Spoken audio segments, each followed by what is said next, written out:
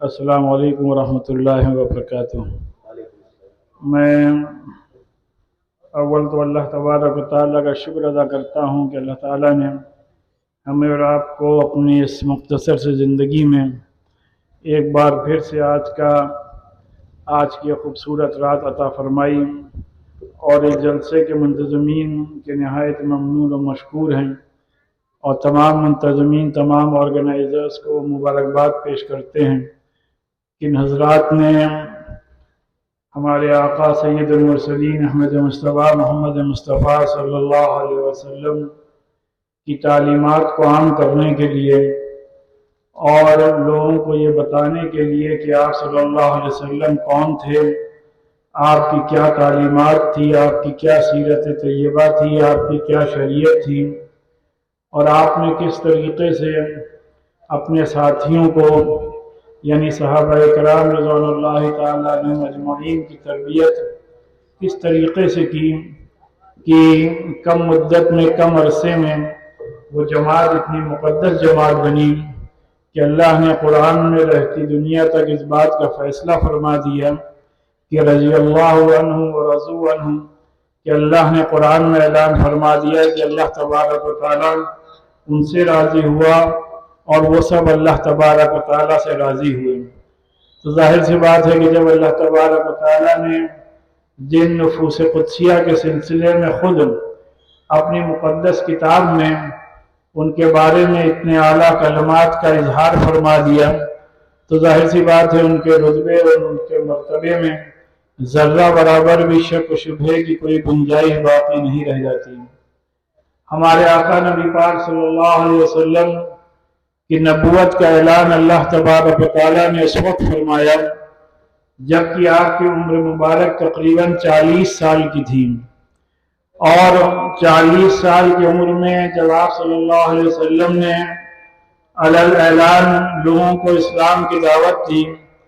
تو آپ کے قریبی سے قریبی رشتہ دار بھی آپ کے مخالف ہو گئے، لیکن آپ نے کسی کی بھی مخالفت کی پرواہ کیے بغیر مسلسل 3 سال تک اسلام کی تبلیغ خاموشی سے کرتے رہے، اور 3 سال کے بعد جب آپ نے اعلان اسلام کی دعوت پھر سے دی اور تمام کفار و مشرکین آپ کے دشمن ہو گئے، اور ان لوگوں نے آپ صلی اللہ علیہ وسلم کو طرح طرح کی نعوذ باللہ آپ کی شان میں گستاخیاں کی اور ان کو لالچ دی، لیکن جب کسی بھی طریقے سے ان لوگوں کو کامیابی حاصل نہیں ہوئی تو وہ لوگ آپ کے چچا کے پاس گئے اور ان کو دھمکی دی۔ تو جب آپ کے رفیق و شفیق چچا جو کہ آپ صلی اللہ علیہ وسلم سے نہایت ہی پیار اور محبت کا معاملہ فرماتے تھے، تو آپ نے اپنے بھتیجے کو بلایا اور ان سے کہا کہ اب اس نئی دعوت کو بند کر دو۔ نبی پاک صلی اللہ علیہ وسلم جن کی اس دنیا میں تشریف آوری سے پہلے ہی چند ماہ قبل ہی ان کے والد ماجد کا انتقال ہو گیا، آپ کی ولادت کے چند سال بعد آپ کی والدہ کا انتقال ہو گیا، پھر آپ کے دادا کا انتقال ہو گیا۔ تو اس یتیمی کی حالت میں آپ نے دنیا کا اپنے اور اپنے ہی لوگوں کی مخالفت برداشت کرتے ہوئے دعوت دین اور دعوت اسلام کو پورے زور و شور سے آپ اس مشن کو لے کے چل رہے تھے، لیکن جب آپ نے اپنے رفیق و شفیق چچا کی زبان سے یہ بات سنی تو ظاہر سی بات ہے آپ کو بہت تکلیف ہوئی، اور آپ نے پوری طاقت اور قوت سے اس بات کا اعلان فرمایا اور ارشاد فرمایا کہ چچا جان، خدا کی قسم اگر یہ کفار اور یہ مشرکین میرے ایک ہاتھ پہ سورج اور ایک ہاتھ پہ چاند رکھ دیں، یعنی ایک ہاتھ پہ دنیا کی ساری طاقت اور دوسرے ہاتھ پہ دنیا کی ساری دولت رکھ دیں،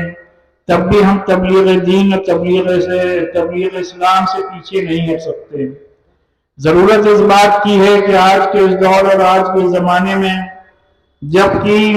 مذہب اسلام کو، مسلمانوں کو نبی پاک صلی اللہ علیہ وسلم کی شخصیت اور آپ کی تعلیمات کو طرح سے نشانہ بنایا جا رہا ہے، تو ہم مسلمانوں کو بحیثیت مسلمان اس بات کا تحیہ اور عزم کرنا چاہیے، اس بات کا اعلان کرنا چاہیے، اس بات کی نیت کرنی چاہیے کہ چاہے یہ اہل دنیا ہمارے ہاتھوں پر دنیا کی ساری طاقت اور قوت اور دولت رکھ دیں، لیکن ہم کسی بھی حال میں اپنے آقا نبی پاک صلی اللہ علیہ وسلم کی لائی ہوئی شریعت سے ذرہ برابر اور رتی برابر بھی پیچھے نہیں ہٹیں گے۔ ہمیں یہ دیکھنا ہوگا کہ جو ان جلسوں کا بنیادی مقصد ہے وہ یہ کہ ہم نبی پاک صلی اللہ علیہ وسلم کی سیرت کو سمجھیں، آپ کی لائی ہوئی شریعت کو سمجھیں اور اس پر عمل کرنے کا تہیہ اور عزم کریں۔ وہ شخص مسلمان ہی نہیں رہ سکتا جو کہ آپ کی لائی ہوئی شریعت پر پوری طریقے سے عمل پیرا نہ ہو۔ ہمیں اس بات کی ہندوستان کے مسلمانوں کو خوش قسمتی حاصل ہے کہ اپنے ملک میں ہمیں اپنی شریعت پر عمل کرنے کی پوری آزادی ہے، پوری قانونی اور پوری کانسٹیٹیوشنل آزادی ہے۔ ہمیں اس بات کی آزادی ہے کہ ہم اپنی روزمرہ کی زندگی اپنے مسلم پرسنل لاز کی روشنی میں گزاریں، اور مسلم پرسنل لا کے سلسلے میں جو غلط فہمی پیدا کی جا رہی ہے کہ وہ شاید کوئی انسانوں کو بنایا ہوا قانون ہے، مسلمانوں اور خاص کر نوجوانوں کو اپنے ذہنوں میں اس بات کو پیوست کر لینا چاہیے، بیٹھا لینا چاہیے کہ مسلم پرسنل لا کی جڑ اور بنیاد صرف اور صرف قرآن و حدیث ہے اور اس کے علاوہ کچھ نہیں، اور یہ قرآن و حدیث ہی ہمارے ہاں مسلم پرسنل لا کی بنیاد ہے۔ اور ظاہر سی بات ہے کہ قرآن اللہ کی مقدس کتاب ہے، حدیث نبی پاک صلی اللہ علیہ وسلم کے ارشادات ہیں، اور جتنے بھی مسلم پرسنل لا میں قوانین ہیں وہ سب قرآن اور حدیث سے پوری طریقے سے ثابت ہیں۔ مثال کے طور پر اگر آپ قانون طلاق اور قانون نکاح اٹھا کے دیکھیں گے تو آپ یہ دیکھیں گے کہ اللہ نے قانون نکاح اور قانون طلاق کو قرآن کی 5 آیتوں میں تفصیل سے 5 صورتوں میں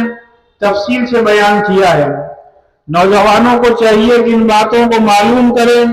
ان باتوں کا مطالعہ کریں، ان باتوں کو جانیں اور سمجھیں، جس سے کہ اپنے جو غیر مسلم بھائی ہیں ان کو بھی سمجھا سکیں کہ ہم کیوں بار بار اس بات پر بزد ہیں کہ ہم ہر حال میں اپنی مسلم پرسنل لاز پر عمل کریں گے۔ کہ اگر آپ قانون نکاح اور قانون طلاق دیکھیں گے تو قرآن کی جو سورہ بقرہ ہے، سورہ نساء ہے، سورہ نور ہے، اسی طریقے سے سورہ احزاب ہے، سورہ طلاق ہے، ان 5 صورتوں کی 30 آیتوں میں اللہ تبارک و تعالیٰ نے قانون نکاح اور قانون طلاق کو بہت تفصیل سے بیان کیا ہے۔ اسی طریقے سے اگر آپ زوجین کے حقوق دیکھیں گے، یعنی میاں بیوی کے کیا حقوق ہیں، تو ان کو بھی اللہ تعالیٰ نے 4 صورتوں میں، یعنی سورہ بقرہ میں، سورہ احزاب میں، سورہ نساء میں، سورہ طلاق میں اللہ نے اس کو تفصیل سے بیان فرمایا ہے۔ اسی طریقے سے وراثت کے احکام اگر آپ دیکھیں گے، یعنی جو پراپرٹی رائٹس ہیں ان کو آپ دیکھیں گے کہ کس کو کتنے پراپرٹی میں کتنا حصہ ملنا چاہیے اور شرعی طور پر کس کے کیا حقوق ہیں، تو ان وراثت کے قوانین کو اللہ تبارک و تعالیٰ نے سورہ نساء کے پورے ایک رکوع میں تفصیل سے بیان فرما دیے ہیں، اور سینکڑوں احادیث میں ہمارے آقا نے ان تمام مسائل پر تفصیل سے روشنی ڈالی۔ معلوم کیا ہوا کہ اگر خدا نہ خواستہ ہم پرسنل لاز پر عمل نہیں کرتے یا پرسنل لاز پر عمل کرنے سے ہمیں محروم کیا جاتا ہے تو قرآن مجید کی 40 آیتیں اور سینکڑوں احادیث سے پر عمل کرنے سے ہم کہیں نہ کہیں محروم ہو جائیں گے، جو کوئی بھی اہل ایمان اس بات کو رتی برابر بھی برداشت نہیں کر سکتا۔ لہذا اسی لیے عدالتوں میں اس سلسلے میں آل انڈیا مسلم پرسنل لا بورڈ سالوں سے مختلف قوانین کے سلسلے میں قانونی لڑائی لڑ رہا ہے، اور مختلف اداروں میں بھی اپنی بات رکھ رہا ہے کہ جو ہمارے ملک کے آئین نے ہمیں یہ اختیار اور تمام ہندوستانیوں کو اختیار دیا ہے کہ اپنے مذہب پر پوری آزادی کے ساتھ عمل کریں، تو وہ ظاہر سی بات ہے اختیار اور وہ حق ہم ہندوستانی مسلمانوں کو بھی حاصل ہے، لیکن قانونی لڑائی اپنی جگہ پر ہے، قانونی کوششیں اور لیگل کوششیں اپنی جگہ پر ہیں۔ اگر ہم مسلمان بحیثیت مسلمان اور اگر اس بات کا دعویٰ کرتے ہیں کہ ہم اپنے آقا نبی پاک صلی اللہ علیہ وسلم کے سچے غلام اور امتی ہیں، تو اس کا تقاضا یہ ہے کہ ہم اپنی روزمرہ کی زندگی ان احکامات پر پوری طریقے سے اپنی روزمرہ کی زندگی میں عمل کریں۔ اسی لیے پرسنل لاء بورڈ نے یہ تحریک چلائی ہے کہ والدین اپنی بیٹیوں کو نکاح میں جہیز نہ دے کر کے، بلکہ بیٹیوں کا جو جائز حق ہے، جو وراثت میں اور ماں باپ کی پراپرٹیز میں ان کا جائز حق ہے، اس کو دینا یقینی بنائیں۔ آپ کو یہ بات سمجھنی ہوگی کہ جو کچھ اللہ نے ہم کو آپ کو دیا ہے وہ اللہ ہی کی امانت ہے، اور اللہ نے جو ہمیں اور آپ کو امانت دی ہے اس میں کس کا کتنا حق ہے، اس کو بھی اللہ تبارک و تعالیٰ نے تفصیل سے بیان فرما دیا ہے۔ اور نبی پاک صلی اللہ علیہ وسلم نے مزید ان احکامات کی تشریح فرما کر تمام چیزیں ایک دم روز روشن کی طرح عیاں کر دی۔ اب اگر ہم اپنی بیٹیوں کو اپنی وراثت میں جائز ان کا حق نہیں دیتے تو کہیں نہ کہیں ہم اللہ کی بارگاہ میں بہت بڑے مجرم قرار دیے جائیں گے۔ ہمیں اپنے سامنے یہ بات رکھنی ہوگی، اپنی نگاہوں کے سامنے، کہ مذہب اسلام میں دو چیزیں ہیں، ایک ہے حقوق اللہ اور دوسرا ہے حقوق العباد۔ حقوق اللہ کا معاملہ یہ ہے کہ اگر خدا نہ خواستہ ہم نے کسی وقت کی نماز ہم نے قضا کر دی، یا کوئی خدا نہ خواستہ کسی مجبوری کی وجہ سے روزہ نہیں رکھ پائے اور اللہ کے بارگاہ میں حاضر ہو کے سچے دل سے توبہ کی، تو اللہ رحیم ہے، اللہ کریم ہے، اللہ معاف کرنے کو پسند کرتا ہے، تو اللہ کی رحمت سے امید ہے کہ انشاءاللہ اللہ ہمیں اور آپ کو ضرور معاف کر دے گا۔ لیکن حقوق العباد کا معاملہ یہ ہے کہ ایک بندے کا حق جو دوسرے بندے کے اوپر ہے، یعنی اگر ہم نے اپنی بیٹیوں کو وراثت میں حق نہیں دیا اور ہم اس کے لیے اللہ سے معافی مانگتے رہیں تو اللہ ہمیں معاف نہیں کرے گا جب تک کہ ہماری اپنی بیٹی ہمیں معاف نہ کر دے۔ یا اگر ہم نے کسی کا 1 روپیہ بھی جانے انجانے میں ہم نے غلط طریقے سے ہتھیایا ہے، یا 1 گز زمین 1 انچ زمین بھی ناجائز طریقے سے ہم نے کسی کی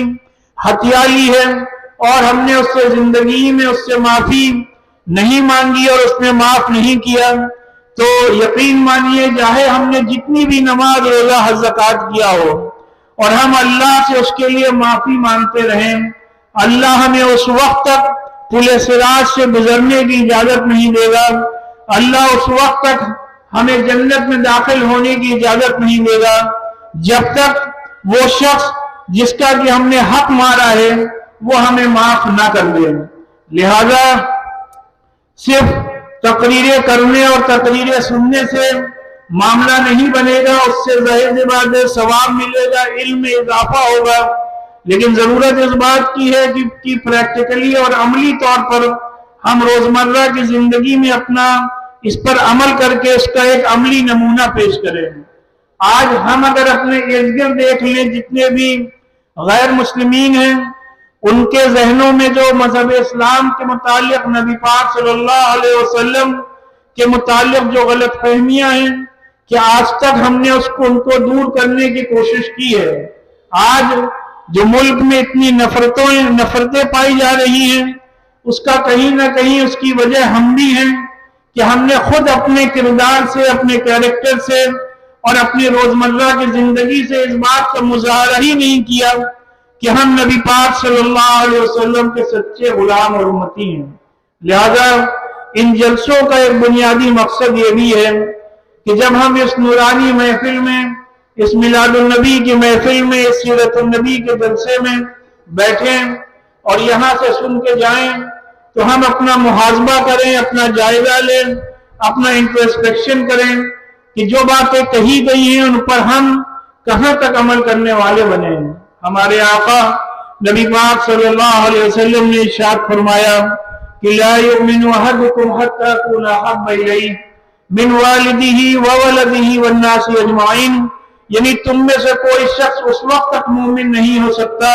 یعنی اس وقت تک کامل مومن نہیں ہو سکتا جب تک کہ اس کو میں، یعنی کہ جب تک کہ اس کو حضور اقدس صلی اللہ علیہ وسلم سے محبت اپنے والدین اور تمام لوگوں سے زیادہ نہ ہو جائے۔ اور نبی پاک صلی اللہ علیہ وسلم سے محبت کے معنی کیا ہیں؟ محبت کے معنی یہ ہیں کہ ایک موقع پر ہمارے آقا نے ارشاد فرمایا کہ تم میں سے کوئی شخص اس وقت تک مومن نہیں ہو سکتا جب تک کہ اس کی خواہشات ہماری لائی ہوئی شریعت کی تابع نہ ہوں، یعنی جب تک ہمارے تمام معاملات اپنے آقا کی لائی ہوئی شریعت کے مطابق نہیں ہوں گے تب تک ہم صحیح طور پر ہم سچے مومن اور مسلمان کہلانے کے لائق اور مستحق نہیں ہو سکتے۔ اللہ تبارک و تعالیٰ سے دعا ہے کہ جن حضرات نے بھی اس نورانی محفل کا انعقاد کیا ہے، اللہ تعالیٰ ان تمام حضرات کو اس دنیا میں بھی اور اس دنیا کے بعد کی زندگی میں بھی اس کا بہترین اجر عطا فرمائے، اور ہمیں اور آپ کو صحیح طور پر اللہ تعالیٰ کے احکامات اور نبی پاک صلی اللہ علیہ وسلم کی لائی ہوئی شریعت پر عمل کرنے کی توفیق عطا فرمائے۔ آپ حضرات کے علم میں ہے کہ آج ہو گیا، آج یعنی 28 ستمبر کو انشاءاللہ جلوس مد صحابہ امین آباد پارک سے نکالا جائے گا، اور وہ مولوی گنج اور نادار محل نخاس حیدر گنج ہوتا ہوا عیدگاہ تک آئے گا۔ ان جلسوں میں بھی ہمیں پورے طریقے سے اسلامی ڈسپلن کا اور ایک مہذب سماج کے فرد ہونے کا مظاہرہ کرنا چاہیے۔ اس میں وقت کی پابندی کا لحاظ رکھا جائے، اور اس بات کا بھی لحاظ رکھا جائے کہ جو کہ ہمارے ہندو بھائیوں کا بھی تہوار ہے تو لہذا وقت کی پابندی پر بہت زور دیا گیا ہے کہ ہر حال میں عیدگاہ 4:45 تک جلوس آ کر ختم ہو جائے، اور 4:45 بجے انشاءاللہ وہاں عصر کی نماز ہوگی، جس میں کہ ہمارے ہندو بھائیوں کو بھی اپنا فیسٹیول سیلیبریٹ کرنے میں کوئی دقت اور پریشانی نہ ہو، اور ہم اس جلوس میں بھی نہ کوئی ایسا نعرہ لگائیں جو کہ سیاسی ہو، اور نہ کوئی ایسا نعرہ لگائیں جس سے کسی کے بھی مذہبی جذبات مجروح ہوتے ہوں، بلکہ پورے اس جلوس پر ہمیں چاہیے کہ ہم کلمہ طیبہ اور درود شریف پڑھتے ہوئے جلوس میں پورے اطمینان کے ساتھ شریک ہوں، اور اس بات کا ایک عملی مظاہرہ کریں کہ ہم صرف زبانی طور پر نہیں بلکہ یقینی طور پر اپنے آقا نبی پاک صلی اللہ علیہ وسلم کے غلام اور امتی ہیں۔ اللہ تبارک و تعالیٰ سے دعا ہے کہ اللہ تعالیٰ ان جلوسوں کو بھی ساتھ خیریت کے اپنی منزل تک پہنچائے، اور ہم سب کو مل کر کے اپنے شہر اور اپنے صوبے اور اپنے اس ملک کو تعمیر و ترقی کی راہ پر لے جانے کی۔ میں دین لوں گا، میں دین لوں گا، نہ لوں گا میں دین ہارے دنیا۔